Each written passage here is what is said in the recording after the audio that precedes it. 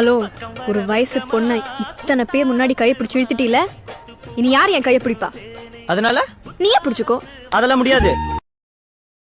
எவ்வளவு பேரை சைட் அடிச்சாலும் நம்மால பாக்குற ஃபீலே தனி ஃபீல் தான். பா, என்ன ஒரு அழகு, செல்ல பாப்பா. இப்போ சில பேர் பாவங்களை தெரிஞ்சே செய்வாங்க, சில பேர் தெரியாமையே நடந்துடும். அது தெரிஞ்சு செய்யட்டும், தெரியாம செய்யட்டும், இனிமேல் திருத்திக்கோ.